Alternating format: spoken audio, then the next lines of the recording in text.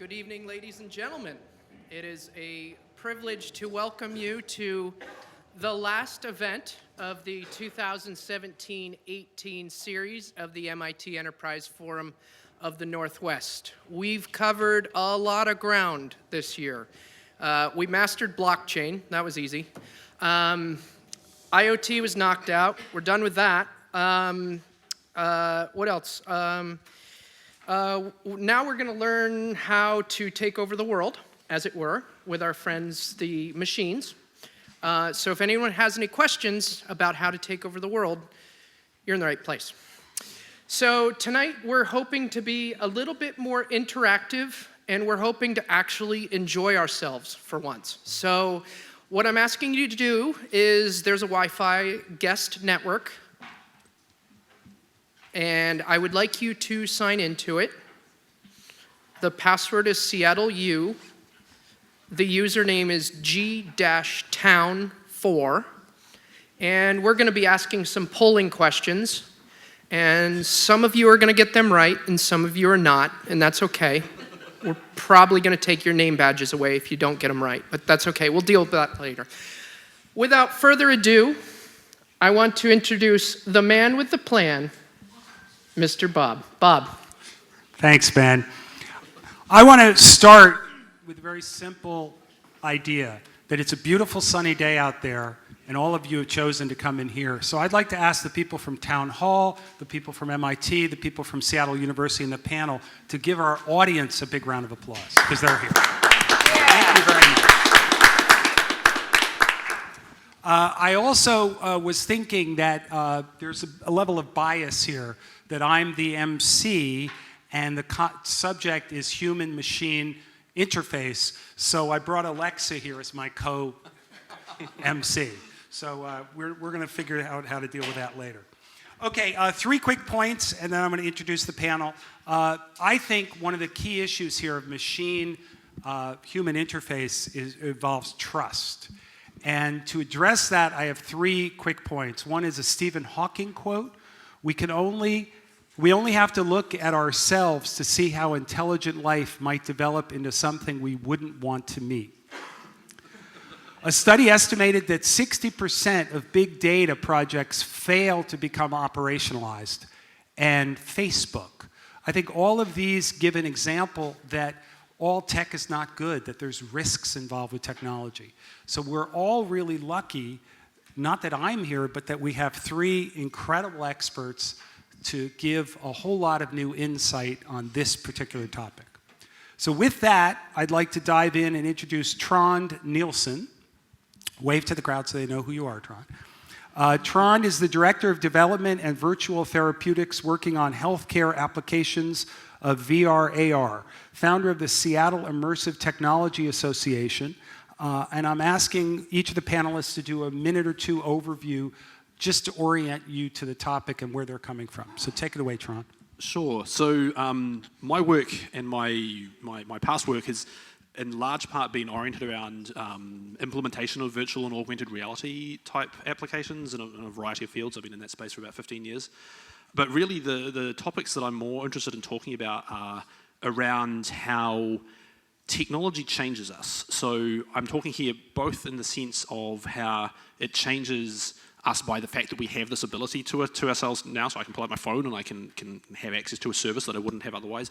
But I'm also interested in how technology will change us both in terms of how we think of ethics and society in the long term. So I tend to be interested in that sort of the long distance thinking. So I'm very interested in questions of ethics. I did a bunch of work with the Value Sensitive Design group at UW, which helped inform me. Their approach is very much about identifying the philosophical values, the social values that you want to embody in a system when you're designing it, and then being clear about those before you even start designing. So those are the sorts of questions I'm mostly interested in. But fundamentally, I'm a tech head, I'm an engineer, that's what I do day to day, but these are all the questions that occupy me in the evenings. And I remember a conversation where you said you had a bit of a bleak outlook. Would you like to address that for just a second? Sure. Actually, I've gone through a changed in my perspective on things. Back in, say, 10 years ago, I was a pretty optimistic techno-utopian transhumanist. Not at the extreme level that you get on some of them, but I'm still pretty optimistic about the ability of technology to solve problems. What I have become a lot less optimistic about is our ability as societies to deal with the disparities of power that come from those. And I also, more recently, I just finished reading a book called Superintelligence by Nick Bostrom, and he's a philosopher at the Future of Humanity Institute in Oxford, very interested in the implications of having incredibly intelligent general intelligence. So I'm not talking about like artificial intelligence that's really good at solving one problem, but that's good at solving a wide variety of problems. You can ask it a general question, it will tell you the optimal strategy to, say, eliminate the Iranian Islamic regime. I don't know that I like the fact that if we have systems like that, whoever has access to them will be able to make optimal decisions that allow them to have extreme levels of power over society as a whole. And I just don't know how we put in the right sorts of institutions and deal with this sort of thing. On Tron's left is Miles Coleman. Miles is the Director of Digital Technology and Culture Program at Seattle University. Could I hear at least one person react from Seattle University? There we go. Okay. He's your home guy. You got to applaud for this. All three of us. He is Digital Technology and Cultures Program, where he teaches and studies digital rhetoric, opportunities, and persuasion in bots. Miles. Hello. So my background is in rhetoric. I read a lot of Aristotle. I also really like computers. And it turns out that you can do those two things in digital rhetoric. So I study how bots, machines, and automation present new emerging kinds of arguments. And increasingly, we're able to appropriate the movements of machines in order to make new arguments. So where traditionally we might suspect that a politician is making an argument because they're giving us a speech and using a rhetorical flourish, increasingly machines are the rhetorical flourishes that we can use to construct certain user experiences that can forward new experiences and perspectives about the world, which can be opportunities of persuasion or ethical threats of persuasion. So for instance, when vaccine denialists make their own interface so that you can calculate the dangerous ingredients of vaccines, they're appropriating a tradition of interface design in order to construct an argument about science. As a Renaissance man, talk about art, science, and politics from a humanistic perspective. This is technology, dude. It's ones and zeros. Well, when we talk about politics, science, I usually break it out, art, science, and politics, as the ends of persuasion. And so when we're thinking about robots, they bring a new aura. It is a new art. When we think about robots, when we're making political parody, for instance, Deep Drumpf, which is a Twitter bot, trained on transcripts of Donald Trump, and it says Donald Trump things, which is a new kind of way to give a political parody that carries a specific kind of aura with it because it's been run through a machine learning system in order to learn how to talk like Donald Trump. So you get this direct witness into Trumpery. He did say Trumpery, didn't he? Our third panelist is Kat Holmes, Fast Company's most creative people in business selection for the year 2017.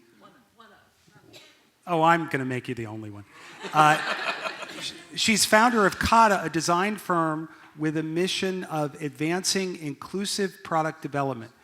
She's focused on hands-on development, and she led Microsoft's executive program for inclusive product innovation and created a radical new toolkit for designing, thinking, and practicing. And before I let her talk, her mom's in the audience. Could you give Kat's mom a round of applause? Turn her out. Kat just trumped all of us by bringing her mother close to Mother's Day. We didn't see that one coming. Kat. Thank you. Welcome. Thanks for being here tonight. There's a lot of words in that. Inclusion was used multiple times. I really have taken a deep dive into that. My background is in human-computer interaction. I studied orthopedic biomechanics and material science engineering in college, and somehow that turned into working in the software realm.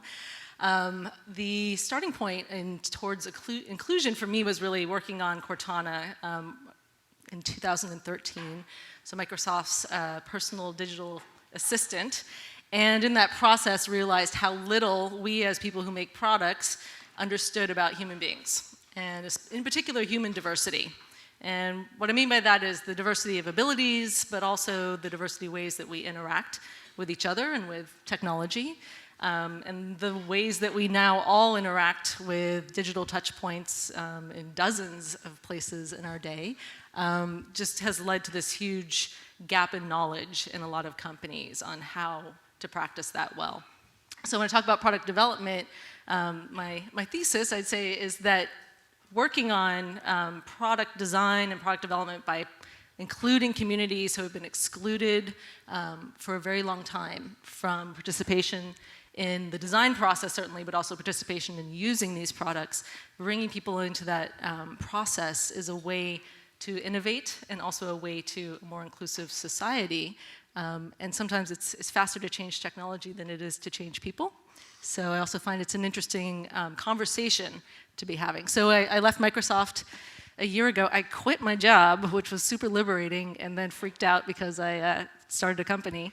And a week after that, was invited to write a book on the topic as well. And so this year's been a wild ride of working with a wide range of startups and large companies, Spotify, Pinterest, Uber's an interesting one. They've got some inclusion-related stuff happening, and Facebook. So working with companies, and really the work has been first having a conversation about what human diversity looks like as we're designing products and how we account for that. So that's an interaction conversation. This is only a quasi-sarcastic question, but I thought the whole point of technology was exclusion. The whole point, say more, what do you mean by that? Well, just how all of the geeks we knew kind of had their own language, had their own approach, the computers.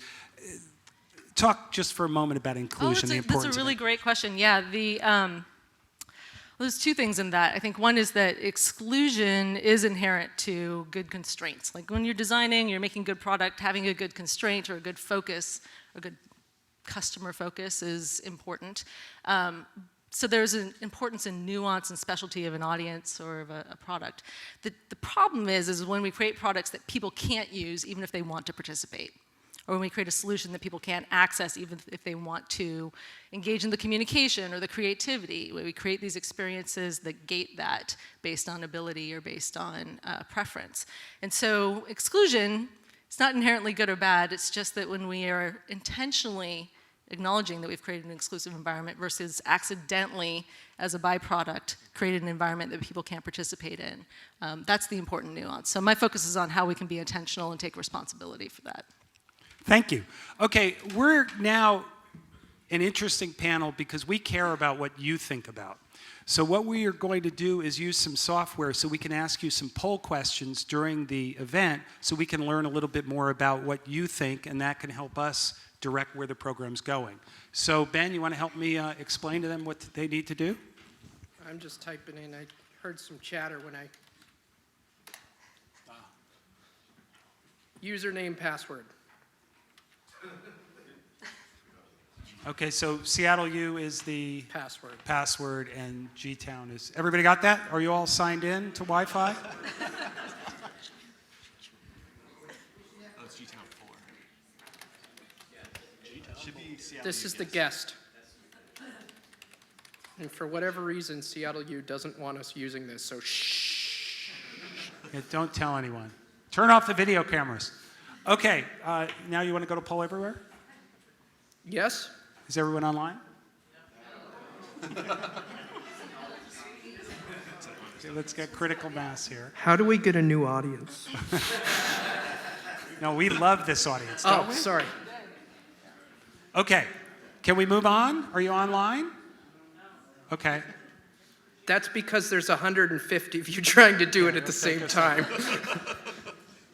Okay, there we go. Okay, so now what we want to do is you have to text. Okay, the phone number, as it were, the text number is 22333. And then 2, so that's what you do instead of the phone number.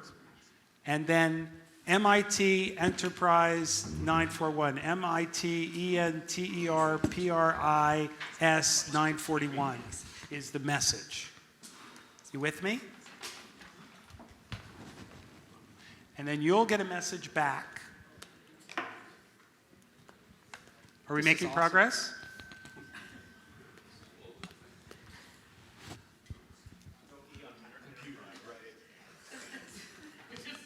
I feel like there's a design issue here that we should be discussing, but I'm not quite sure exactly how to put it politely. Actually, I would say that we don't want to do any poll questions. This is just to show you how sloppy machine-human interaction can be. Okay, there they go. They're starting to pop up. So keep going. The phone number is 22333, MIT Enterprise. You'll get a message. Then you type in 1 or 2 words, and this will help us see what scares you the most about technology. So humans scare people. Who else is afraid of humans? Go ahead. It's okay. You can tell me. Yeah. Okay, thank you all for surviving that experience. Do we get to keep this word? Thriving, when it's done? Bob. I want to make a shirt out of it. Yeah, I feel like this is a piece of research right here. Hey, look at that. It's really Skynet working. spiders. And there's a dolphin. Who put in the dolphin? Wow. This would be really interesting. You know, if dolphins became the machines, that would be scary. I hope someone doesn't put one of those soda containers in it because we have a dolphin. That's a bad joke. There you go. Okay, Tron. In The Matrix, Agent Smith said, when we started thinking for you, it became our civilization. Talk to me about that blurry line when we start to empower technology and it begins to control us. So that's a really interesting one. I have to say, when you said the way you said that first bit, I really felt like I was on a game show for a second. But the idea of computers thinking for us, I think there's a really interesting little distinction in there that helps unravel that a lot, and that's the distinction between a computer doing the work of thinking for you and a computer analyzing and making decisions on your behalf. So what we have right now with most artificial intelligence systems, the sorts of things we talk about with machine learning, is we're using training to train a computer to do a thinking task for us automatically. There's not a lot of places where the computer is making decisions on our behalf. There's a caveat to that, though, which is that, of course, if a computer's doing the thinking tasks for you, and then you are just taking the results of that thinking task and then quickly, arbitrarily choosing between the two of you, well, then you're making a decision. But what you're doing there is you are abdicating your responsibility to understand the implications of the decision you're making. So if you imagine, for example, just to pick something political, because we've already gone there, someone who is taking an analysis of a social network, say some of the Cambridge Analytica stuff, they're taking this, they are making a quick decision based on some data that they've got there. So the data says that, if I say these sorts of things, these people will vote for me. Well, the computer's done the work, right? It's analyzed this sort of material from somewhere, it's done a lot of the thinking work, but the decision is still in the hands of the human. And I'm trying to think about this while I'm talking. I cannot think of a good example where the computer is yet in a place where the computer is clearly making the decision, and it's not simply the case that the person is making the decision, but is in the process is abdicating their responsibility to do that properly by not really thinking about that decision, but assuming the computer's done it for them. So I think we're not yet at that point, but I do really worry about that point because I don't trust myself to make decisions, let alone other people, let alone computers. So I don't have a good answer for what, how are we going to get through that place? How are we going to get to a point? It's arguable actually that once we get past the scope of the sorts of decisions that computers are making are based on rote thinking tasks and bad biases that we put into it, I get the impression that decisions made by an algorithmic thing that are explicitly designed to listen to us all as much as possible and then give us an answer, they're going to be a lot freer of the biases and things that we make. So while on the one hand I'm kind of a little bit scared of how that gets there, I feel like actually that will be a good thing. And I don't quite buy the idea that then that would be the computer's, the machine's civilization at that point. I think the machine is still, in a way, doing a piece of work for us. It is taking all of the thoughts that we have, all of the wants that we have, and making the decision for us. So if you imagine, I was talking about Nick Bostrom, he talks about the idea of a sovereign superintelligence. So this is a superintelligence that makes decisions on our behalf. It weighs all the factors. It is, if you read that book, you'll know that he spends about half the book on how exactly do you specify morality in a way that a computer can understand. But assuming that you can do that, and he has some ideas on how you can, it's doing the work of pulling all those things together and then making the best possible decision based on that. And so in that case, all of the input is from humans, but the decision is made by the computer based on algorithms and based on ethics that the humans are given. So I don't really feel like, even in that place, it's the machine civilization. Either of you want to dive in on this? Yeah, I'd love to. And then we can battle it out. So what's interesting, so I love the way of thinking about it in terms of decision making. Yeah. And even just seeing the Google Duplex demo at I/O and the little demo of an assistant. This is where I think digital assistants and machine learning driving some of those decisions is going to really test that sooner than it's testing it already, I believe. But in that demo, for folks who haven't seen it, it's an assistant making a call to a human being at a salon to make a hair appointment for a client, the assistant's client, another human being. And in that process, given choices about what time and which kind of service, and making choices in that, again, probably knowing what is available, but there's those little choices that are happening. And seeing that happen so quickly, I think was a real shock for some people.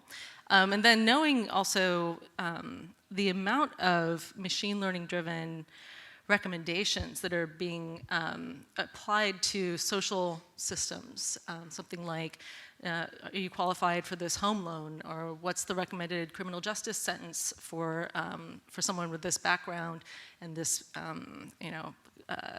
series of events that happened, that these are being built in a way that are recommending decision making that almost removes some element of that calculus that a human being would do, but then presenting it as if it is a unbiased system. And so it's not that the computer's making the decision so much as it's influencing the decision. And that's a point I didn't touch on at all, but that's probably where the computer or the machines, so to speak, or really the people controlling the machines will be controlling our civilization or our minds as much. But it's the setting of defaults. That's a good distinction. And then the element of bias as well, and the choices of the data that's used to train those systems, having inherent, we do things in aggregate, large amounts of data, and we tend to take an averaging approach to that. What's the normal of this data? But then applying that to an individual's circumstance is one of those I think that's one of the great tensions that we're going to have to contend with going forward in terms of how those systems are being applied towards individual lives. So I have a less scary take. The first thing I'll say is the duplex thing blew my mind. The way that this bot is able to say, okay, all right, and then deal with the other person's pauses and kind of like off cadence rhythm. And at one point, the interlocutor misses what time the scheduled appointment was supposed to be, and then the bot repeats, no, May the 7th, and it's mind blowing to see. But in the idea that I want to kind of complicate the idea that there is bias in these systems, but it's super complicated because there's so many hands in the pot. And so when we're, Duplex is like a whole bunch of different machine learning libraries that Google's been working on over a long time, as well as a number of different teams all working tangentially and then coming together later. So there's all of these individuals with all of these different kinds of agency and different will and intent being inscribed into their code in different ways. And it's in that moment, in between us and the machine, where we can't actually perceive that somebody else sat down and wrote the code that is perceiving what we said and is now outputting from the bot, that we find magic. And I think that there is this really magical experience that sometimes comes from bots. I've been volunteering at a nonprofit here in town, and they deal with kids with cancer. And so we were messing around with some machine learning libraries, and we found some transcripts from some interviews with parents talking about their kids having cancer. And just because I had them laying around, I put them into the bot. And then I started chatting with the bot, and I had this really deep experience talking with somebody talking about their kid having cancer. And it's because I feel like I was actually interacting with a model of that person because I don't know the libraries that were programming in the background. I really don't know. I'm not a programmer. I just know that this person was speaking to me, and there was this kind of like capture of the movement instilled in the machine that I was interacting with. That point about what the bot consumes, like you're made of you are what you eat. So a machine learning system is made of what it consumes to be trained by. And so some of you may be aware, is it Tay, the name of the bot that Microsoft put up on Twitter at one point? So it was a chat bot. They put it on Twitter to experiment with, could a bot behave like a person on Twitter? And so it listened to all the sorts of things that people said on Twitter, and very shortly Microsoft took it down because it was quite vulgar. I will say that Xiaoice has been running in China for and 5 it years. was an experiment. They learned a lot from it. It's not to say that it's inherently necessarily that way, but the point is how you train the system is incredibly important, and that's where these biases come from. And it's also probably worth flagging that when we talk about this sort of bias going into systems, often it's virtually never intentional. I mean, I'm sure certain intentional bias of that sort exists out there, but so much of the time it's just based on what's available.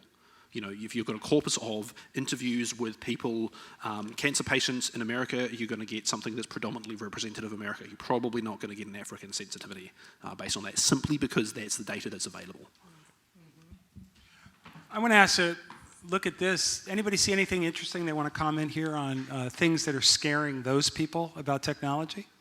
I think it's fascinating the role that movies have in influencing our feelings about the future. I mean, you asked a question about The Matrix. I was going to talk about Her at some point, Skynet. I think it's fascinating how that shapes what we make as well. That, inside of many large companies, there are conversations about how can we create that Minority Report experience, or how can we create that immersive, Ready Player One experience. And it's one of these great great meaning large, huge touchstones that we have as people who make solutions to think about what to make next. And it's kind of a scary cycle to think about. And do you think that's in reference to James Cameron's Terminator that is scaring people? Like nobody wants to see a Terminator 4, like Terminator 2 was I would put enough? money on it, but maybe there's Okay. another, maybe it's the electrical component. People are really... Okay. Anything interesting for you guys up there? The term loathing, I think is interesting in thinking about, do we derive loathing from machines? Or is it, I'm waiting for somebody to pop out and be like, no, I meant... It's anonymous. It's the I would same be guy interested that wrote in The Dolphin, so sorry. There's not a lot of words in there that I'm like, this represents a clear threat to me. There's some, obviously Skynet / Terminator, those sorts of things. Obviously they are, movie villains. They are clear threat things. But there's, I guess spiders are a threat. But a lot of these are modifying words or words about the way things are using. And I'm not clear what, for example, downstream means. I wasn't able to pick that out. But presentation, technologies, loss, brain, good. There's a lot of words here that don't directly represent a clear threat. So, I'm really curious about the meaning of those. And it's interesting the variety too. It's not like everyone's scared of robots. Well, I guess they are, because Skynet right is in the middle. But I'm kind of discarding that a little bit because it is a movie reference. Okay, we can move on. Miles, Gary Kasparov said, I don't know how we can exist knowing that there exists something mentally stronger than us. What do you talked about robot Jesus and machines arguing. Give us a sense of the future with these machines getting more power. So I'll say two things, and kind of working off Kat's comment about fiction for the second part. But the first thing, I don't think robots are scary because they're really smart. I think they're scary because they're really dumb. So in the sense that we are increasingly seeing things like X.AI, which is a little chatbot that scans your calendar and then can schedule appointments for you in the background. You basically just say, hey, and then you name your assistant and it schedules for you. It's amazing to not have to schedule your own appointments. But as we increasingly hand over our private information to people, I just imagine hey Alexa or Cortana or Siri or choose your assistant, can you tweet something out for me? Just something random. Just go through my email. And then a rumor email that you had posted, the bot's like, did I do the good? And no, because they're dumb. And I don't think that they're gonna like end humanity. I think that they're gonna end our individual lives in little small idiot accidents because bots are really dumb. And to the second point, bots are what we make them. And largely, most people, they're only referent of AI, generally speaking. I mean, increasingly more and more people are understanding how AI actually works. But most people's only referent is Terminator, or Bicentennial Man, or The Matrix, or these kind of like scary, dystopian, or really sad kinds of takes on AI. And so we don't really see it in the wild all that much. And Kasparov is really interesting. I remember when I was 11 years old, I bought a DVD off of a homeless person playing chess in the park in San Francisco. And it was about Kasparov losing to IBM's Deep Blue. I think that his response, and sticking with we make bots what we want them to be. In that particular instance, it had to have been stronger. It wasn't just that they had figured out the algorithm of chess. It was that it outthought him, because that's what his game was. And so it's kind of interesting to think about some of the mental gymnastics that we do and the reference that we pull, and sometimes that can distract us maybe from the reality of AI, which is that it's really dumb. Do either of you want to dive in on this? I really do. I was just listening to you talking there, and maybe of Gary Kasparov, there's no one smarter than him in the room or in the world, but throughout almost all of human history, most people, the vast majority of people, have been very comfortable with the idea that there are things out there that are smarter than them, simply through religion. Right? People have always been comfortable with the idea that there are spirits, gods, whatever, that know more than them, that control their lives in some way. So in that sense, I don't think it's such a scary concept. And my concern actually about as we get technology that becomes smarter than us, that is a real, measurable thing that I can turn it off, I can turn it on, I can change it, I can code it, I can fiddle with it. Religion is an underpinning of so many people's lives. It forms a moral basis for how they make their decisions. It guides politics, it guides so many things. What happens when we start having a box over there that's smarter than your God? Seriously, I really don't know what this is going to do to the way that we think about the other, about the world, about the end times, all of these sorts of things that are sort of deep currents within society. I just don't know how that's going to work, and I invite some sci-fi authors to get into that. Sounds like a good movie. Yeah, the different kinds, like what is intelligence as well? I think there's been a emphasis on a particular kind of intelligence in AI conversations or in machine learning conversations, or just the progression of human-computer interface, that the focus in particular on the kinds of intelligence and problem solving that those of us who work in the industry value has become elevated to some pinnacle of the pinnacle of human intelligence, which in reality there's so many different kinds of intelligence that human beings process. And in particular, thinking about the realm of disability, which is the anchor, accessibility being the anchor of inclusive design, with the multiple sensory ways that people bring information in. If someone is who's both deaf and blind, will have different methods of translators who will communicate emotional information through touch. The ways that we're processing smell with sight, and that we don't understand these in our own abilities well yet. How can we understand those intelligence in terms of superiority? And I think also that just understanding even different types of cognition, the different ways that people focus, the different ways that we learn and process information, that as we take a closer look into these realms of who's excluded from technology, if we think about aging populations or very, very young populations, or globally different communities that maybe have different access, you start to see different ways that people solve those problems, those access problems in their own lives that are highly intelligent, that never would have been solved in that way by a group of engineers in Silicon Valley.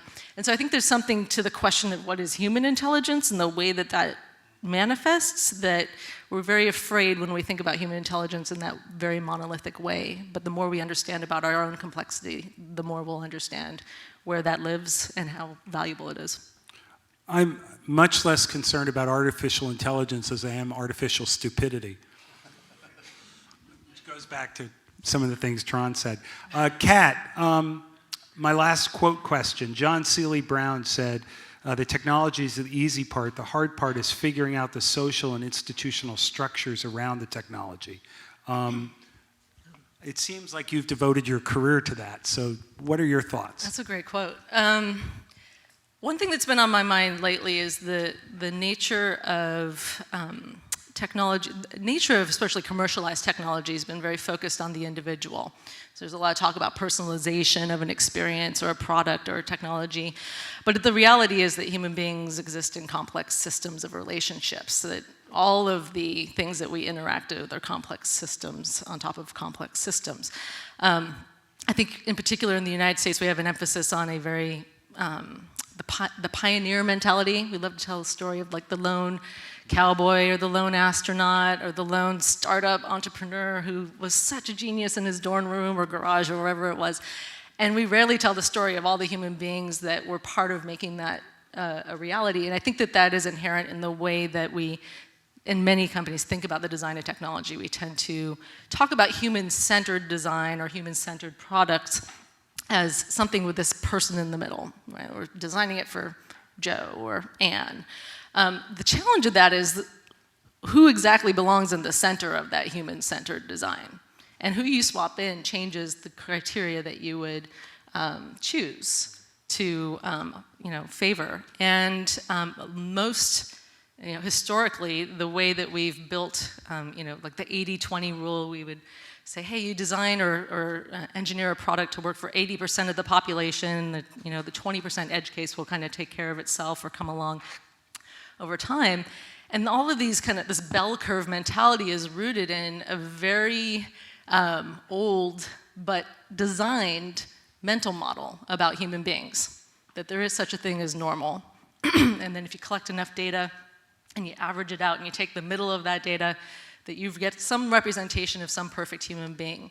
And Adolphe Quetelet was the astronomer and mathematician who really fathered that work. It still permeates our society today. Our body mass index and whatever that tells us about normalcy of obesity or health, it's really the Quetelet index. It's permeated so many places. And so when we think about how much we've adopted this thinking about a normal human being as the iconic, center of these technologies, but it's all based on this assumption that we made this mental model that was constructed. And as we know more and more, it's just not true in the way people interact with each other or the way they interact with the world. But how do we then create a new mental model of thinking about people as we design technology? How do we think about that diversity? So I think, the element of, what we make, starting with thinking about who either is most able to use it, who is most unable to use it, just looking for those other models that can give us a starting point for design, because now the technologies can adapt. We can make them work for many, many diverse people, but the challenge is, where do you start? And if you, take that bell curve and say, I'm going to start in the middle because I think I'm going to cover most cases, I think of just finding in many, many companies that is absolutely not true. And everybody's starting to feel like an edge case, and everybody's starting to feel outpaced by the technologies in their lives. So what needs to change to bring companies and engineers and designers into a new way of thinking about people? There's an element to that I am curious about. So if we're talking about the idea where, the mass that is the center, the center of the bell curve is in fact not representative of enough people to really be fully inclusive. Well, so we can adjust our qualitative methods when we're analysing a population to address that relatively easily. We can be much more about, instead of looking about people in the middle, let's find as many edge cases as possible and understand that diversity. However, as soon as we start talking about anything where it's quantitative, it all falls apart, because almost all statistical methods that we use for analysing populations and for example, understanding what an average thing looks like, or what proportion of people are there, they're all based on the assumption of normality, the normal distribution, that everything's a normal distribution. So have either of you guys looked at that sort of thing? Like, are there quantitative techniques that are able to address diversity like that? It's such a good question, because I think, I was having this argument with a family member who's a public health officer, and he's saying, no, quantitative is really good. Like, quantitative tells me where disease is likely to show up. Quantitative tells me where, diagnosis can happen at large scale.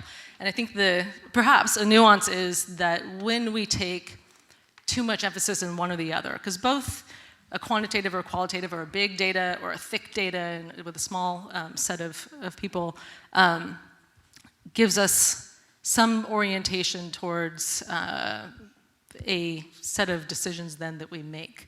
And I think the challenge is if we've only consumed a quantitative method and then make decisions at the individual level, and how much are we missing in terms of considerations about the individual needs of the individual human being, as opposed to also, on the other end, biasing too heavily on, I've designed something well for Bob, and now I'm going to translate and assume that works for everybody else. So I think what we're seeing now is a question of where do we find the balance between big and thick, perhaps? Where are we missing methods, especially in the quantitative, from a design standpoint, and translating what we know works well statistically, but then what works in practical application? But I do think there's a lot of missing practices that we can still discover. Well, this sounds like a conversation for us to have in more depth later, because I don't want to get into math right now. No on the math. So I think what's really interesting about the conversation so far is there is this. So increasingly, I'm interested in learning more about cultural inclusivity in interface design, and then what if any, is there a distinction of? Is there a distinction between a passive inclusivity, where you design the system to allow the maximum amount of people in, or is there also a more proactive inclusivity, where you're designing into your interfaces experiences to teach people about exclusive language use? Or I'm thinking of Alexa's sad bleep of disengagement when you say something derogatory toward a feminine identity. She goes bleep, bloop, bloop, and just won't engage you if you say something not cool, profane. One of my students is really interested to see, isn't this also an opportunity to use voice, which people think is really powerful, in order to gain empathy and try and engage people about things and teach them to go upstream? I saw downstream earlier on the word cloud, and try and get people beyond the interface instead of just teaching them how to use the interface differently. I want to do a brief setup for our next poll question, and I think this is kind of germane to where this conversation's going. Brief explanation. Boeing and Airbus, the two major airline producers in the world, have very different approaches to flying the plane. Boeing gives the pilot freedom to push the envelope. Airbus aircraft are actually programmed to ignore the pilot if the pilot goes outside of certain safety parameters. One pilot complained that flying an Airbus plane, instead of feeling the plane with the yoke, it's like playing a video game.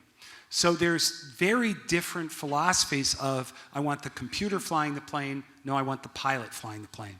So I think that's a fairly interesting representation of how much we trust computers versus humans. So I'd like to ask you all the question, if you're going to book your flight and you can decide whether you want the computer flying the plane or the pilot, which would you prefer? Answer, poll question. The pilot is A, the computer is B. Go. I just don't want them to argue. Oh, there it is. That point's really important, actually, that you don't want them to argue. Oh, I didn't know we had results. Panel, how do you feel about the fact that the computer kicked the pilot's butt? The thing he said about he doesn't want them to argue, I think that's actually really critical. No, that's not a good option. We had to force it. That's very middle of the ground. We had to force it. Well, so the Air France plane that went down on the way back from Brazil, 5-10 years ago, it was largely due to a conflict between the computer and the pilot. And the interesting thing about it is it started out with the computer being wrong, and it ended with the pilot being wrong. And the pilot being wrong was much, much worse than the computer being wrong. So what happened was that the computer was wrong because one of its sensors on the outside of the plane was iced over, one of its pressure sensors, I think, and therefore was giving incorrect altitude information. And so it was I don't know exactly what it was doing. It was doing something crazy, and they've listened in on this is all from the flight recorder. And so it started dropping precipitously. And in the normal circumstances, it would drop, and the thing would unice, and then it would capture. It's obviously not an ideal thing, but it's a thing that's happened before, and they have designed for. There's like 8 of these sensors. However, in this particular case, when the pilot saw that the plane was doing this strange thing in reaction to this problem, he decided to take over. And he did various things that eventually put it into a stall, and essentially just plowed into the ground because he was trying to put it into a situation because he misunderstood what the computer was doing to rectify a problem that he didn't understand. And so the problem there wasn't one of them or the other, it was the interaction between them. Does this result surprise you, or is this what you guys would have expected? I've done this as an exercise. Actually, the exercise we do often with young students and then a lot of companies is what would you only trust a computer to do and what would you only trust a human being to do? And there's something about planes that's okay, but a car isn't. And then you definitely don't want a computer deciding what you're going to wear for the day. Like, that's what I've discerned across all age groups. So there's like these fascinating emotional barriers. What do you think is the distinction between those categories? Is it what do you think is the distinction between those categories? Is it the fact that one of them is very personal, or is it something else? Judgment, I think. Like taste.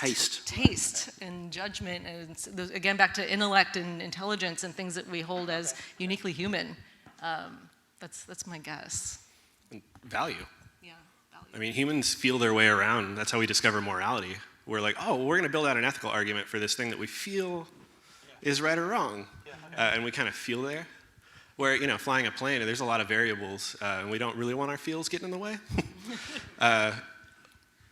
It's interesting to think about I wonder if maybe in like 10 or 15 years we would be more comfortable with cars driving on the road. Because right now it seems really a lot of... I worry I wonder if the reason people are so much more comfortable, one of the reasons why people are more comfortable with the plane situation, I worry a lot more about pilots falling asleep than I worry about drivers falling asleep. It's 12 hours in the air on a long distance flight. Maybe they ought to have something doing the work for them. Kat, I'm not making fun of Microsoft by phrasing this question this way. I'm not. I know you're no longer there. It's okay. But I'm guessing you had a few times where you beat your head against the wall arguing for more inclusive design. And I'm curious about, having spent all this time in the trenches, are you noticing a difference? Are people appreciating the opportunities for innovation from innovation? Talk about where things are at in terms of inclusion. Yeah, thanks for asking that. That's the reason I quit. Was not because they weren't supportive at Microsoft, but because so many other people were interested. And so, we say things like Microsoft, and that represents 100,000 people, right? And what I am very proud of is when Satya Nadella became CEO, it kind of marked also a moment of a shift in stated values, but I think there were values that were inherent already to many of those 100,000 people. So we were able to make really great progress with this very pragmatic approach to inclusion because it resonated with the community of people who enjoy problem solving, enjoy technology as a problem solving method. When I left a year ago, it was because there were so many companies that responded to the toolkit, and I made it very open, published it all actually externally before internally, because one of the tricks of any large company is to get somebody externally to validate what you're doing, and then they all think it's like, oh, this company's doing it, we should do it too. So there was this echo back, but the echo was far louder than we thought it would be. And the number of companies who wanted to practice this was surprising.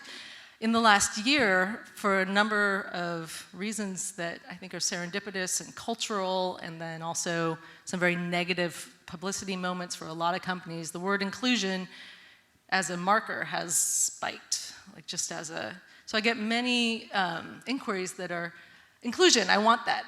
How do I get that? And the first question is, what do you mean by inclusion?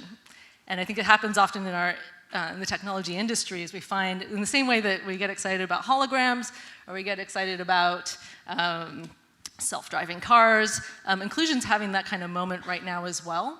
Trying to be opportunistic about that and diving in and saying, let's have a conversation about being really clear about what that means in our practices.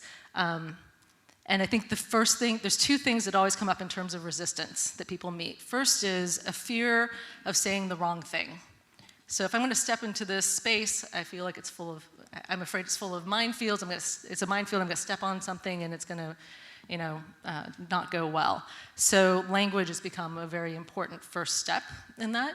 And then the second part is business rationale, and how do I tie this to a business justification?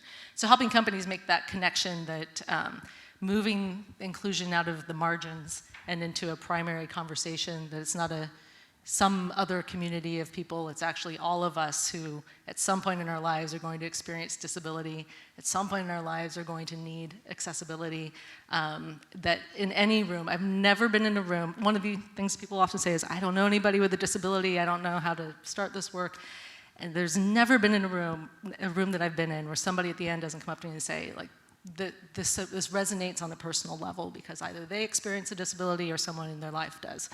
And so I think that there's a resistance because it hasn't been a conversation. And as we find better language and we find better tools, I've seen very low resistance in the last year. We'll see if it's a trend. I'm sensing there's at least one person in this room who wants to argue for inclusion on a project they've been working on. Do you have a killer metaphor, a killer story, a line that's worked for you that you can give them that they can use to push their project? The argument? Ooh, you put me on the spot. Let's see. Yeah, I mean, so there's two things I say at least 20 times a week with the work that I do. The first is there are over 1 billion people in the world who have a disability. That's according to the World Health Organization's World Report on Disability in 2011. That also means that there are 6.4 billion people who are temporarily able-bodied. And so it is something we are all going to experience, and if you want to talk about breakdown of market, we can get into that. Like, that's the conversation I start with. But then the second piece in tying it to what it is that we are all, I think, interested in terms of technology is that the World Health Organization also redefined disability in 2001 as a mismatched interaction between the features of a person's body and the features of the environment in which they live. And so where for many, many years we've talked about disability as a personal health condition, there's a pivot that's happened where it's really about the design of the environments, the design of the products, fitting or not fitting a human being. And so that places a responsibility on the business leaders, the product makers, the engineers, the designers. Every choice we make, it raises or lowers those mismatches that people experience. As the parent of a child on the autism spectrum, you're triggering something in my mind, which is I've learned to never use the word normal, but to use the word typical as another variation on that. Do you guys have anything you want to throw in here on this topic? You're talking about autism there. While you're talking, when we say disability, most of the time people think of physical disability, right? So, your hand doesn't work, so you can't use a two-handed controller. Well, what about the element of disability which is due to psychological limitations? So autism is a good example. People who have very specific, what we would call pathological conditions, but also people who are just, say, for example, disabled through depression. Is there much work going on in how do you design things to support people like that? So you said disabled through? I'm really interested in the aspects of mental health that are where we're so commonly disabled. So people who have some level of anxiety, designing things to support those people, or people who have depression or any number of things, confidence issues. Is there much work looking at how you do inclusion around people like that? That's a great question, because another statistic is that 70% of disabilities are invisible. And so it kind of conflates back to the conversation about intelligence and human intelligence, that the diversity of ways that people solve problems, the diversity of disabilities in both the cognition, intellectual, and there's a growing amount of work just to discern the human mind, I think, in a way that we can then parse out where there's a match or mismatch with certain products or certain solutions. And so as an example, when I was working at Microsoft, OneNote you may be familiar with. It's like a version of Word, but in the cloud is how I think about it. But we did some work with students with dyslexia and dysgraphia to design different reading assistive tools inside of this product. And what we learned in that process is the different types of visual cues, highlighting text, calling out parts of grammar, doing audio reading of text and highlighting as we went through. Ended up being great for students with dyslexia, but also ended up working well for anybody who is learning a new language. And so the two primary customers for that product ended up being the State Board of Education in Tennessee and then the government of Qatar for some reason. Like, never would have categorized those two cultures or demographics together. So there's these new opportunities of discovery, I think, as we get to know those nuances of human cognition, but then also disability in that lens that helps us really think about solving problems in technology in a new way. I want to ask 2 quick questions of the gentlemen on the panel, and then we're going to open up for Q&A for all of you. So, Miles, you talk about human-machine interfaces not argument neutral. Talk about that. They'll argue for anyone. If you can build it, it'll argue for you. So earlier I was talking about the vaccine ingredients calculator. What's really interesting about the idea that we can make machines that argue for us is that increasingly it's super easy to do. With very little effort, you can make your own interface that does some kind of processing and has a database and returns values. When you're engaging in something like a knowledge-based system, which we've had since the 60s, you go to this terminal and you ask it some questions about geometry and it helps you make a decision real quick. Based within that tradition, increasingly people are able to just make their own machines. And so if you can imagine a machine as a little arguer, a little performer, that we go and we grab and we're like, hey, I need you to argue for me. And they're like, I guess because I have no morals. I'm a robot. They literally are not valued. They will argue for anyone, and they can be commissioned to argue for anyone. And so I think that the big learning moment from that, hopefully, is that we're thinking about programming as this new kind of a rhetoric, thinking about being conversant and using machine learning as a new kind of, at least a rhetorical resource, something that we can source to make arguments and be persuasive. Tron, you talk about increasing kindness and breaking down the walls of the echo chamber. Yeah, so this is just how sometimes you go through like a month of thinking about an idea. This is something that was floating around my head a lot a few months ago. So I work and do a lot with virtual reality, and I run hackathons here in Seattle. So we run one of these like every 6 months, and we've had all sorts of topics. And one topic that sort of was popping into my head a couple of months ago about something that would be really interesting to explore is how can we talk a lot about in virtual reality about how technology helps us build empathy, or specifically how VR can help us build empathy, because it can put us into the situation or the body of a person who's not us, and we can understand their trials, the challenges they face, and so forth. And then I listened to a podcast with someone talking about a book called Against Empathy, where he was talking about how too much empathy can actually be harmful. But then he was really, really careful about his definitions. He talked about how he was talking about empathy as in feeling the emotion of someone else who is feeling the emotion. So it's maybe not actually helpful to be angry when you see someone else who's angry, which makes a certain amount of sense. But he was saying that you shouldn't use his argument to then undermine the role of sympathy and the role of compassion. And so if we're thinking about how do we use virtual reality for teaching people empathy and to feel other people's pain, how can we use technology to teach ourselves or teach each other to be more compassionate? And I don't have any easy answers to this. I've been thinking about things, and the best example I've thought about is technology that helps us engage in nurturing behaviors. So I'm thinking everything here from like, say, a virtual Zen garden, things that give us opportunities to see something that needs help and be like, I can help you, I'm going to do that. And to practice that and to do that over time. And so it's an idea for a type of technology that I'd like to see explored more. But I don't have a solution to it, obviously. If I did have a solution, I'd be out there doing it. But it's a thing I think we should be thinking about more. I'm a believer in gapology. Have we had any gaps so far? Have we missed anything in the conversation that you want to mention? Anything come to mind that you haven't had a hook to bring up? You could ask him about this poll. I could ask him about this poll. Tell me about the poll question. Who's really going to be in charge in 25 years?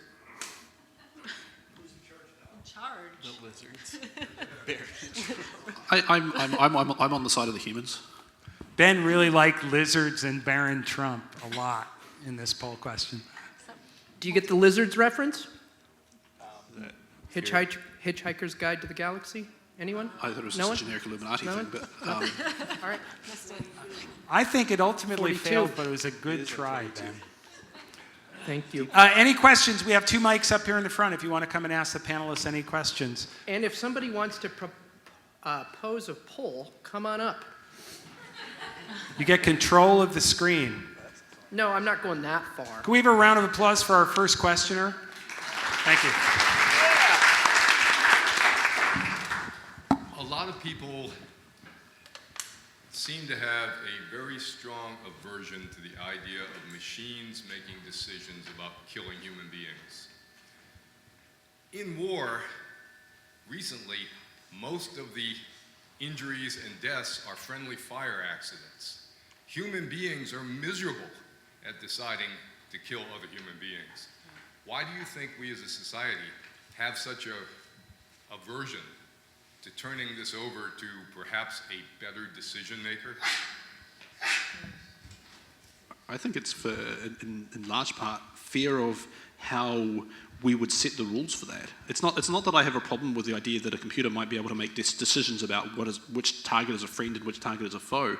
I worry that the rules that the machine is given are things that it will follow stupidly, without compassion, and that I don't know what those rules are, and I don't know what the process is. So honestly, the piece I trust there the least is the institutions that would set those rules, not the machines themselves. I think it's also important to note that it's not like battle bots. You know, it's not like we're making robots, seeing who made the better robot, and they're going to go fight robots on robots. I mean, I wish that's what it was. It would be, I think, a much more pleasant place to be in the world.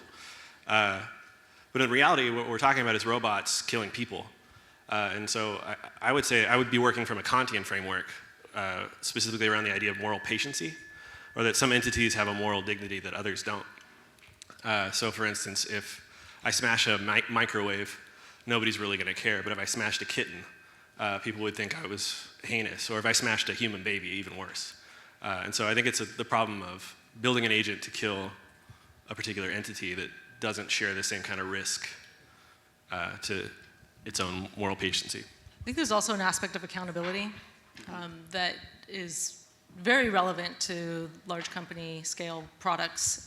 And you have 15,000 people working on something like Windows, or hundreds of thousands of developers working to create one system. Who's accountable if that system creates harm to another human being? And so I think there's also an element of question that people have around who's accountable if the machine delivers the impact, the death. I think probably society also just has a certain level of distrust. We've got so much culture telling us that, you give a computer powers and the computer will get power hungry, go crazy, and then you get millions of robots. So I suspect there's probably a bit of that sort of narrative fear that's out there as well. But I think that's actually the least interesting of the reasons why we're scared of it. I love the fact that Ben's putting polls up here and we're not seeing them. So it's really, you I'm all loving know the more fact than we that do. Ben's an answer to this poll. I love that about you. Did you see this one? Ben Wheatgraph. We get the eggplant. That was one of my buddies, I promise you. There was some discussion that had, I guess, some overlapping themes. And one was how to use it to benefit humanity. What is the proper role for it? What is the difference between a human pilot and a computer one? And I wanted to kind of bring it into one question, I guess. So I think that human consciousness is not really well defined yet. I'm not exactly sure where it's at. And even if we define sentient as like total self-awareness, there's some debate that humans lack that. For example, if I say tomorrow's the day I'm going to start exercising and then I don't, an hour later I wonder who was that guy that didn't get up. So it seems to be that consciousness kind of is not what we exactly think it is, and we're not as aware, and the ego has a nice way of protecting us and insulating us from that reality that we're not as aware as we think. And one of the things that I think about in respect of that is, sure, it'll be extremely dangerous when a computer is as we imagine it is to be aware, because it will know more about us than we will ever know in an hour, and it will easily be able to move us around. Before we get to that danger, though, there is something that I think humans can have a massive benefit to. And rather than focusing on the outliers and the extreme psychopaths and stuff, maybe we can noise them out by focusing on how to make, let's say, the mean distribution happier, rather than trying to correct everyone by focusing on the outliers. And what I mean is using, for example, a bot or other things to treat depression. So how to make each other treat each other better. So if I have a bot that, like in a Carl Jung kind of way, refocuses my priorities in life at that moment, I'm like, shit, yes, life is great. And then I go into Starbucks and I leave $1 tip because I'm in a good mood. And then I become like the 5 people nearest me, and they become like me. And then those psychopaths and other outliers, they become, let's say, peer pressured into pretending anyway to share our empathy. Back to the empathy discussion. So maybe the way to bring out more empathy in people is to focus on making the mean distribution themselves less moody and more positive. Because I think that the argument is that if you have a better relationship with a computer, you will disregard people. I think that's not the case. I think that if I had a computer that was a friend in a Carl Jung kind of way, I'll be even better to other people. Because then I'm miserable, I'm not unhappy. Yeah, that's kind of the idea I was talking about with nurturing, is that you're creating a thing that you're relating to like that. And I want to know what your opinions are on focusing on human interface and also just making people in a Carl Jung kind of way refocusing their life to be more positive, because I think that solves a lot of problems. And I think one of the single biggest problems in the world is depression. It even has resulted in world leaders doing things that are very bizarre. It causes lots of problems. And I think that's just because we overstate our intelligence. We're not as sophisticated as we think. And okay, so let's give the panel what do you shot. think about that? Anybody want to react? I'm going back to the word cloud, the first one with the word, the fear word cloud, and humans was on there in multiple ways. And I think that back to then this other word cloud with the word transparency, the way that we treat each other there's such a, I'm going to put it this way, the trust that human beings put in each other is maybe the best indicator of how much we're going to trust technology. Because whether it's we believe there's human beings who make that technology, we don't believe in, we don't trust the human beings that are making that technology, or we don't really understand how to establish trust with one another in a lot of contexts as well. How can a machine, or how can we train a machine to do that? I think there's an element in what you're talking about of, when we talk about human-to-machine technology, human-to-machine interaction, first understanding what human-to-human interaction is and how that works is still a mystery to so many of us. And so that can be an anchor in one way to have better conversations about human-to-machine interactions. Transparency being an example of how do people create trust. Back to digital assistants or personal assistants, the way that an assistant creates trust with a client is by recording the elements that they're learning about their client and then sitting down and going through and making sure that they're accurate in those assumptions. And there's mechanisms we have to build transparency, and there's mechanisms we have to create trust in some relationships, but it's not widely understood as a broad topic in how we design technology in similar ways. Yeah, I think that habit is the entry point. It's if you can get a bot trained on a particular psychotherapeutic approach. And in fact, one of the first chatbots was made by Weizenbaum, who was trained on a Rogerian psychotherapist. And it would basically like, oh, that sounds neat. Can you say more about that? And it would just like take whatever you said and then ask an open-ended question, which was hugely successful according to Weizenbaum. He says because people anthropomorphized the bot. I say because they knew it was a bot and they could confide in it. And in the sense of like working into these habits where like we get into the habit of practicing interacting with real people with a bot, I do think there's a lot of potential there. I mean, the question came up in class the other night, can we make counselor bots that train people on how to have interactions with people that say really outlandish, bizarre things, or might be difficult to interact with in a productive way. Especially when they can start talking like the recent Google demonstration. Oh, yeah. and then recapture the kinds of like paralanguage things that are going on outside of the specific words that we're using. Absolutely. The panel might want to check out this poll question. I've been giggling as we go. I like that Hal got voted The highest. emoji is my favorite. Or the, Is it one person doing all these emojis, or do we have a bunch of different? I think it's actually in this case at least 2. That's the given the question. font that size. I- It's Kevin line away. One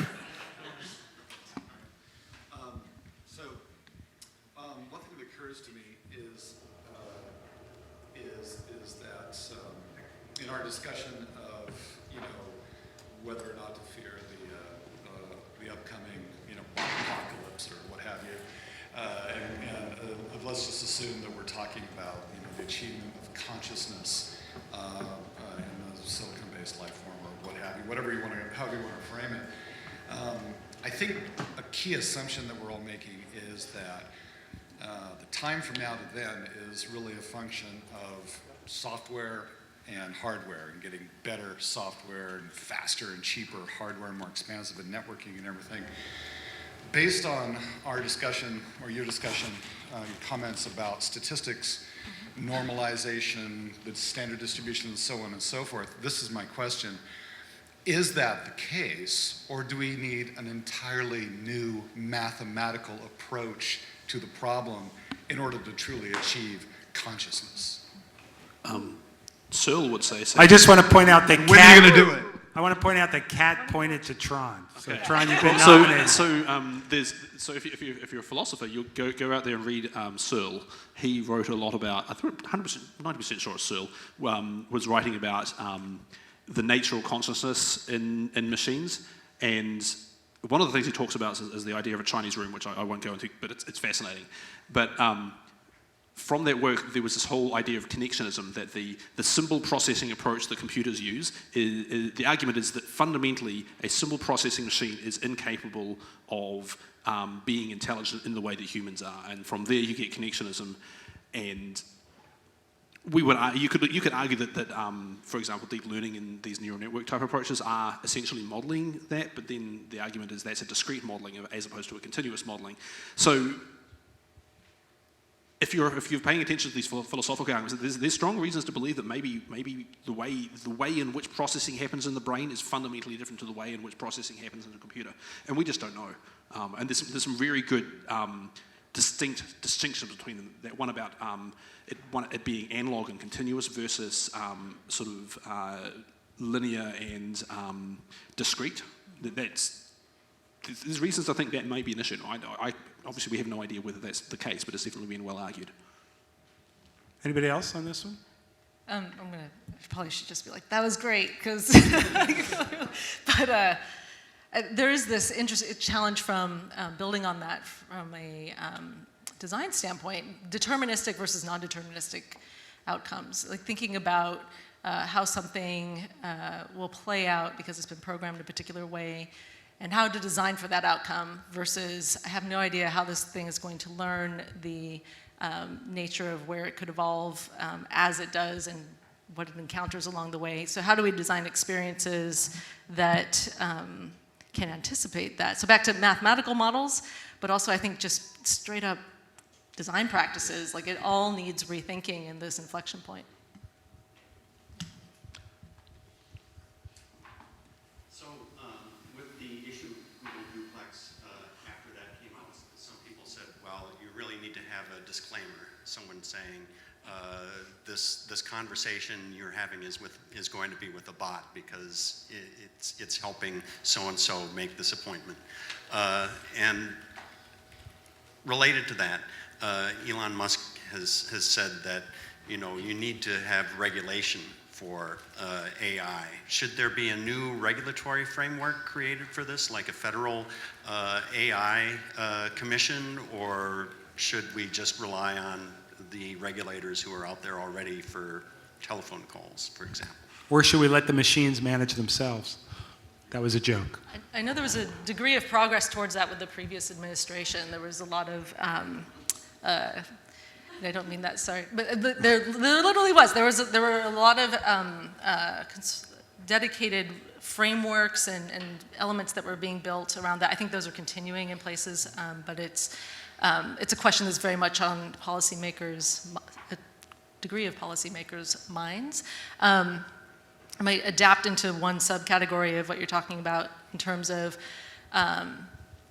the accountability or the responsibilities that an engineer or designer or developer personally commits to when entering this discipline, this profession. And we have professions that you take oaths, you have certain types of criteria you have to pass because you're now crossing into, people's lives are in your hands. And I think we're seeing this become that kind of weight. And there is, I think, a question to ask in terms of what are the kinds of commitments that we require of the people who are making these technologies, either from a,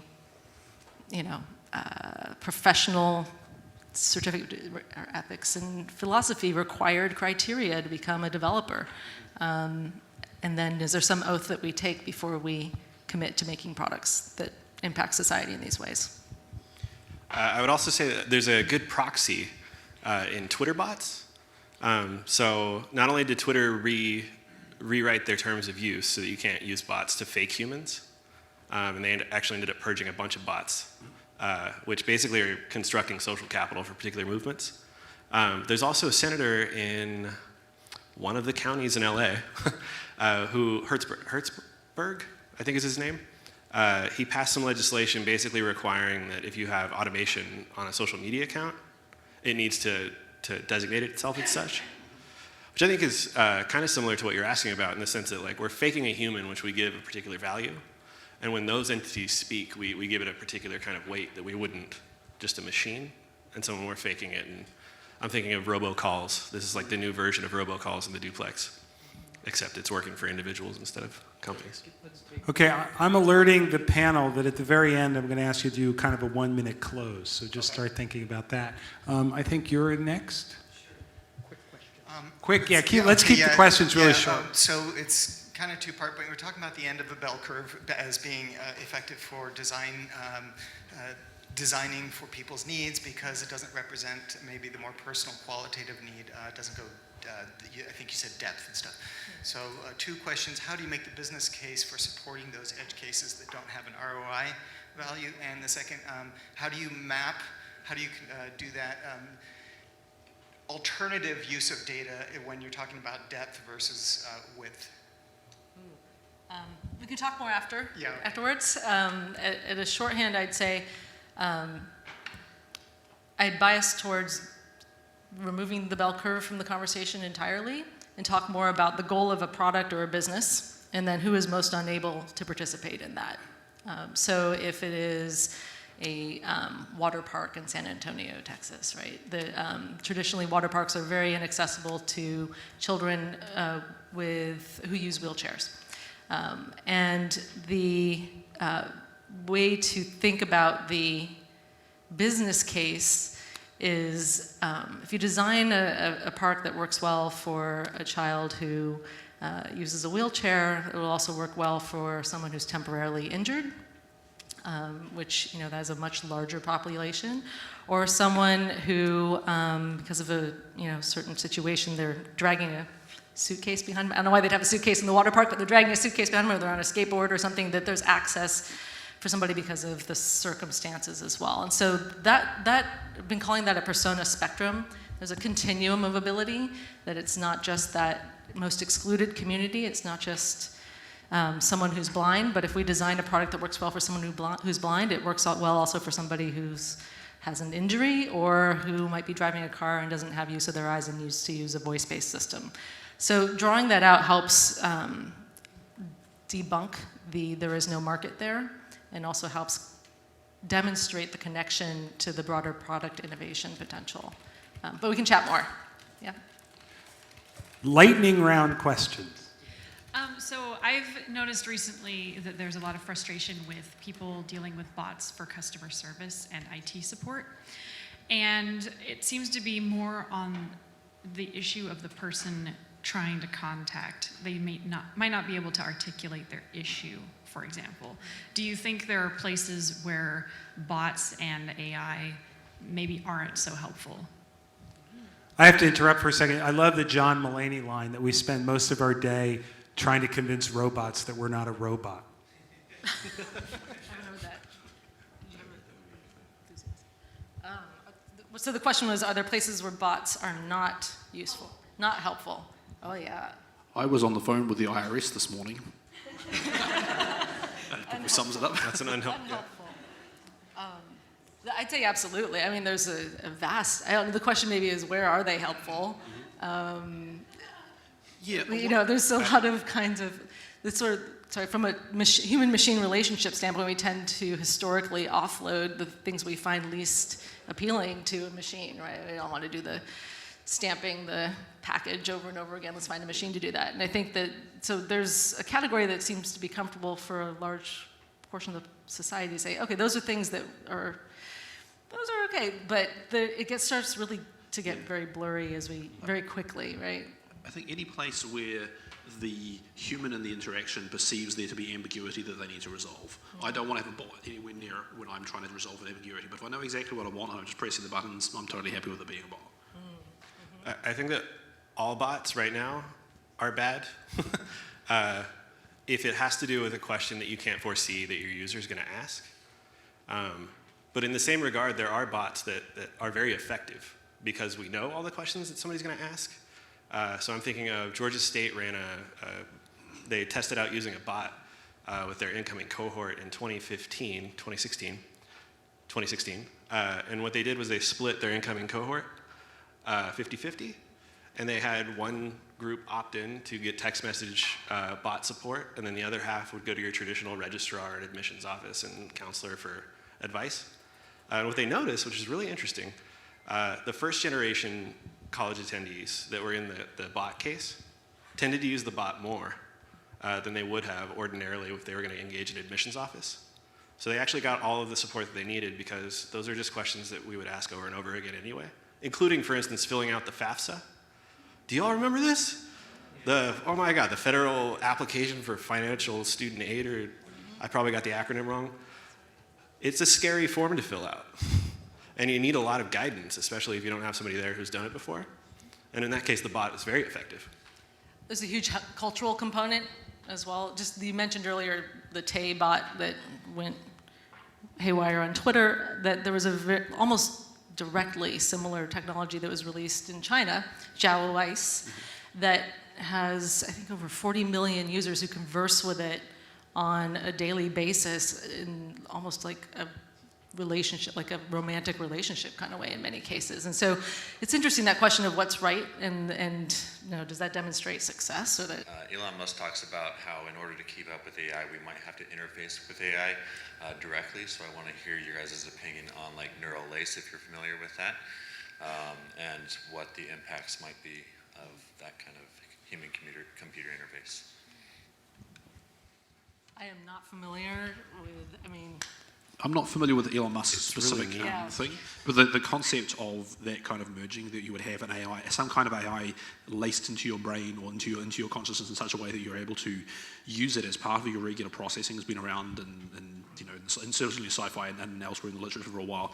And I think he's probably right that something like that is inevitable, and I suspect it's going to be something that comes on us very slowly, right? We're in this process where now, say 20 years ago, I had an information system that could help me do things. We talked about the information superhighway and how it was going to make us smarter. And to do that, I had to sit down in a chair, I had to type, and I had to fiddle around with a crappy old version of my Netscape browser. But eventually I'd get the information I wanted. Well, now it's on my pocket, it's on my phone. And we're moving towards augmented reality, where it's going to be floating in the space in front of me, and I can just sort of, see it ambiently while I'm in the world. And each of these is a step towards it being more accessible in terms of, we can get it very quickly. We don't have to do work for it. It's invisibly, the work is being done invisibly in the background to provide us with that thing. And I think things like that, where it is more closely integrated with us, will just continue to happen. Whether we end up sticking like actual machines in our brain to achieve that is an entirely different problem, because there's some very, very big biological problems around that in terms of rejecting that material from your brain. But it's definitely going to happen.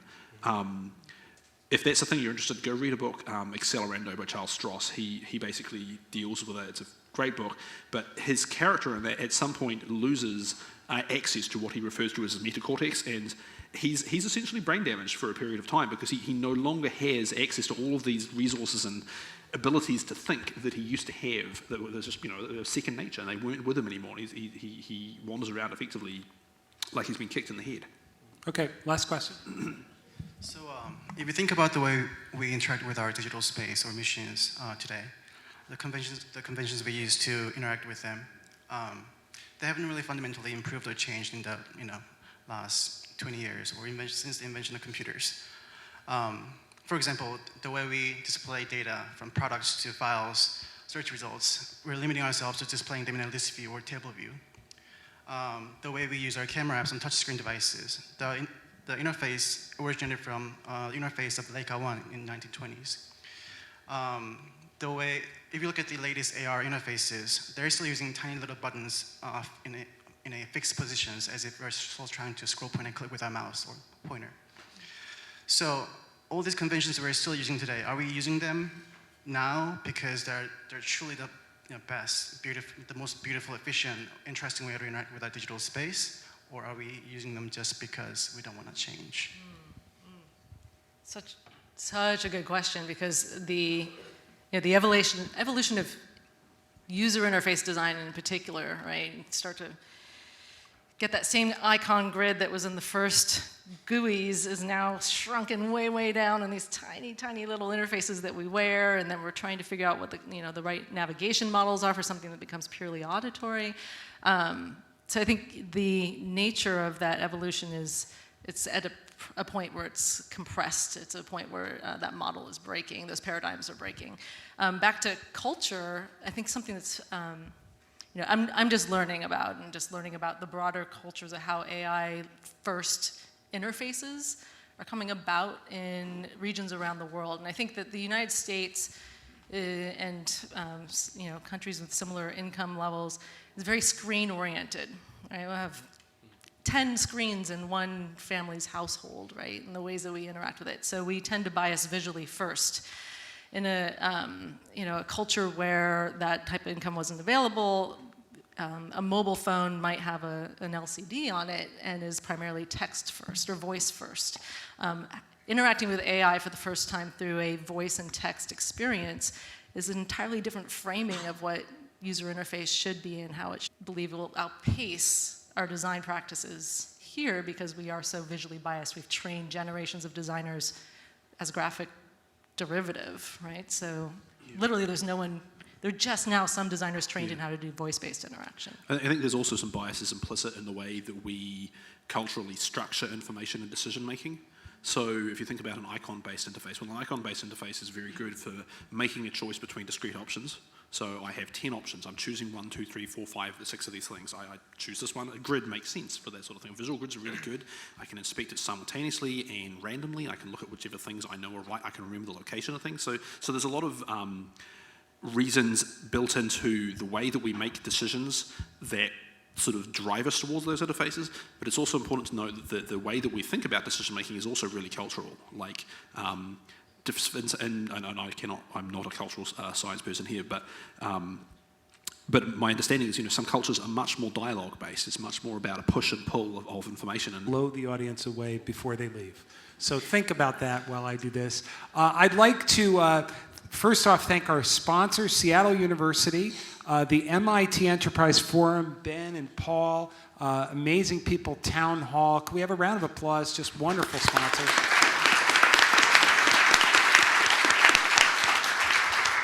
Another brief commercial moment for each of our panelists. Trond is a board member of the Virtual World Society.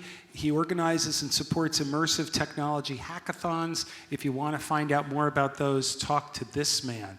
Miles, the Digital Technology and Cultures program has monthly public lectures from experts to address technology issues about art, science, politics from a humanities perspective.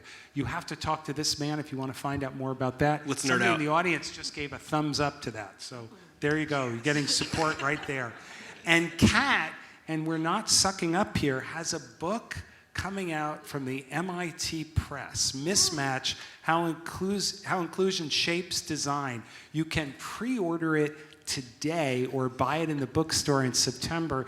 A soon-to-be author sitting right amidst us. It's an amazing thing. So could we have, before they come up with their summary, just to motivate them, could we have a good round of applause for this panel?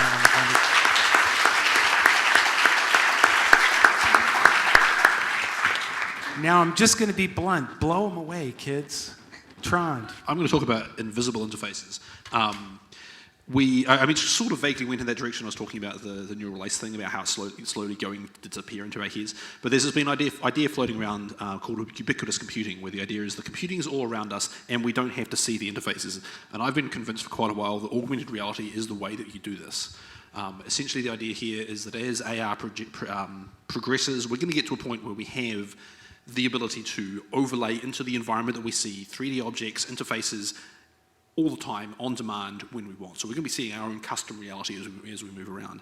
And what that suddenly means is you no longer have to have a physical interface for really anything that would normally have one. So your devices suddenly can become incredibly small. So instead of, for example, having to have a control unit for my air conditioning that is a block on the wall that I have to go and press buttons on, well, it no longer has to be that. It just has to be a thing hidden somewhere that can transmit to my AR device, and then I can pull up a list of devices that I know are around somewhere that I want to control, and I'm controlling them. So this is an idea that it's a prediction to some extent. I expect that we will start to see more of this sort of thing over the next 10 to 20 years, and I've at various points in time decided, I want to work on this, and then I never do. So now I'm just laying out as a prediction to see if it happens. So if it happens, then yeah. If it doesn't happen, tell me off. Miles. I would say at least since King Ajatasattu, the ancient Indian king's robots, all the way up to the Root of Grace, which is a robotic puppet from the medieval period, moving at the church of this, and it starts to take on its own character. So where King Ajatasattu's robots designated a really clever solve for the problem of attachment for the ancient Indian, whereas for the ancient Roman commissioned to make it, it was just spring-propelled machinery. So today, increasingly, it's easy to make interfaces that move on their own and process their own calculations. We should start to grow a media literacy in order to know when other people are constructing arguments that are placating around to science and mathematics. Okay. Okay. I feel very fortunate to have been raised in a home with an engineer and a psychologist. And that's the psychologist right there. Because the importance of complementary expertise. And I think that would be my one kind of thing to leave folks with as we seek out recognizing our own expertise and recognizing the complementary expertise around us. And I think about these interfaces that we are most familiar with, and the questions we ask ourselves are often based on the assumptions that led us here. Most of our products were designed by people who had a high degree of vision. If the world were designed, if our technology had been designed by people who were blind, it would be a very different type of interaction model. And so as we think about how to design voice-based experiences, or how do we design cognitive models that work in this environment and navigation of that environment, seeking out someone who's been talking to or listening to their computer for 20 years because they're blind or because they have limited use of their hands is a type of expertise that can make us better engineers, better technologists. So my invitation is to seek out beyond our own expertise and find partnership with each other. I've spent most of this panel pitting man against machine, woman against machine. And I began with a Stephen Hawking quote, so I'll end with a Stephen Hawking story. If some of you remember when Stephen Hawking was being interviewed by John Oliver, and Stephen Hawking said to John Oliver, "You're an idiot." And John Oliver said, "Is that you talking or the computer?" And the computer said, "Both of us." I do believe there is a future if we can retain that, both of us, and combine the best of humanity with the best of technology. Thank you all for attending. Thanks for our sponsors. Thanks for our panel.